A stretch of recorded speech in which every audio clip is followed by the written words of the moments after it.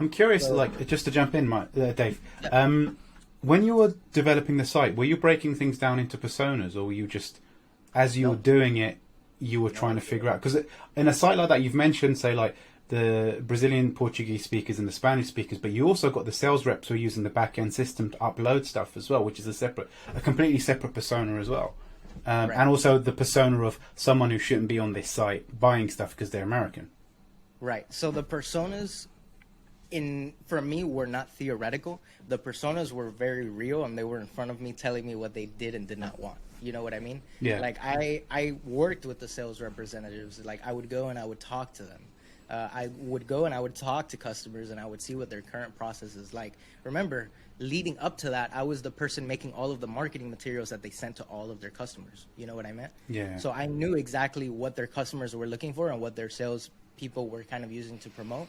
And it was just about making it easier, making it faster, making it more dynamic, and then just iterating over time to make it better and better and better and better.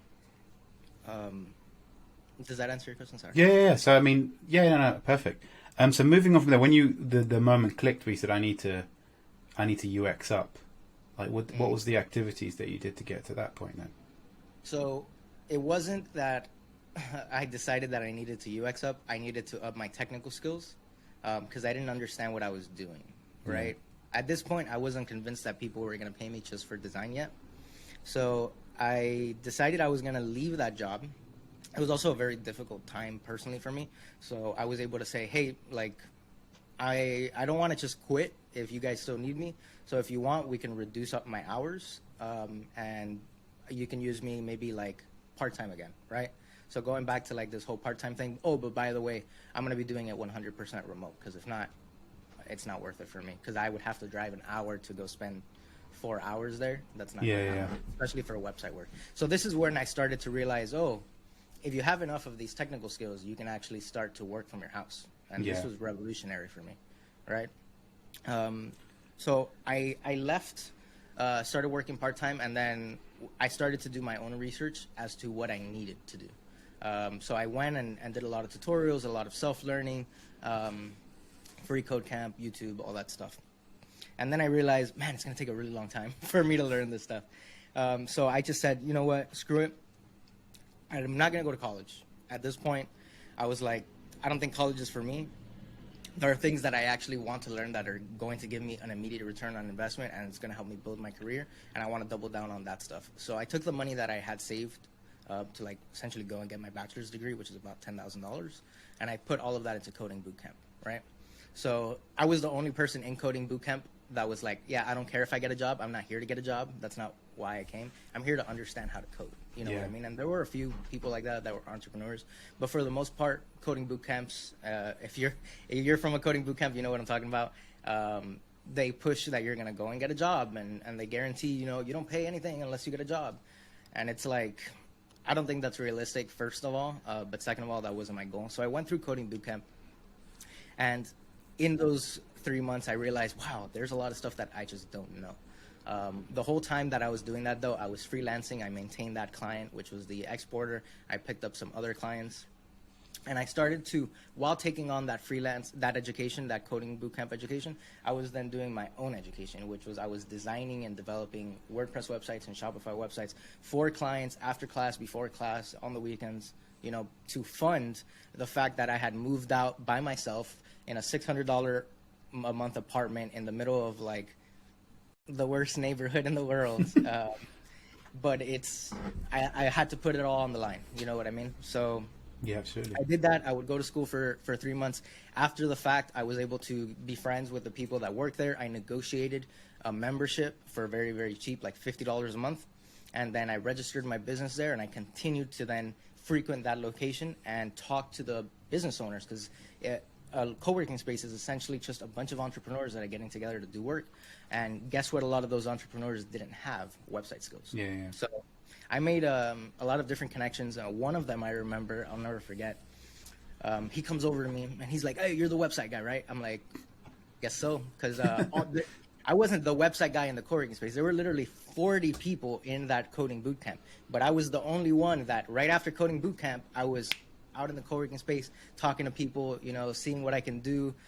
I'm trying to make a living. I gotta pay $600 and take care of my dog. You know what I mean? Like it wasn't free for me to just hang out there.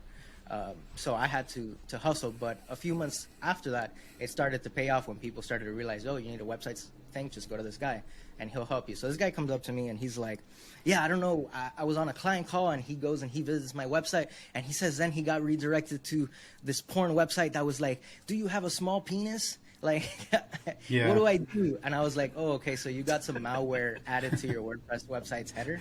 I'm happy to remove it. It's like a 5-minute thing. But I was just cracking up the whole time. Now that happened to me when we first launched, because I had launched the company back in 2003, and I think the whole host got hacked because they were independent. And going to the website, and me and my friends like laughing, thinking, "Oh my god!" When clients come to see, we've been promoting this domain for like 6 months now. It's like, so you guys have branched out to other areas and avenues, yeah. Yeah. So I fixed the problem for this guy, and at first he didn't think that it was a problem. And the reason why is so sneaky. It's because the crawler looks to see what the referral source is, and if the referral source is Google, then it will hijack your traffic. But if you go direct, then it won't. So he was going direct to the website, nothing happens. But his clients were finding him on Google, and it was just getting transferred to the extends whatever landing page, which is obviously malicious, right? They're going and they're harvesting your IP, and then they're trying to get all the personal information that they can from you from visiting that website. So it was very important that we got that fixed for him. Once I got it fixed, I learned what he does, which is SEO, a term I had not heard before. So I started to kind of work with him on projects here and there. You know, he'll do like SEO project for a client, and then they'll be like, oh, we've got this website that we're rebuilding. Do you want to design it? I'll be like, okay, yeah, I'll design it. We'll design it. He had developers, and then a lot of what I had to do was just kind of be like, hey, developers, here's how you should implement it. And then they would go and they would implement it. From there, I kept kind of growing my business and growing my freelance engagements, I guess to say, until his company got acquired. When his company got acquired, he tapped me and he was like, hey, I want you to meet my new partner because they desperately need the development process. I went and I went to go meet his partner over at a WeWork. And I kind of hit it off with the current development lead that they had, because I was the only person that they had spoken to that knew how to design it, knew how to develop it, but like also like had very thorough knowledge of what the entire development operational process was. Yeah. Because I had done it. I hadn't just been a person that goes and does one task and pushes it up. It's like I had built websites from end to end for clients. So being plugged into an agency that was missing that, it was kind of like a natural fit. Right. So in that time, they kind of asked me, well, do you want to be the development lead? And I told them, I don't want to be a development lead. I think that's dumb. Right. Why? No offense. Okay. So the reason that I think it's dumb is because their process started at design. And I realized after, you know, the 6 or 7 years that I had been doing this is your process starts at research. It doesn't start at design. You shouldn't sit down to design if you don't know what you're going to design. That's a waste of time. Yeah. You know what I mean? Thank you for listening to today's episode of Design Huddle. The opinions expressed are solely our own and do not express the views or opinions of our employer.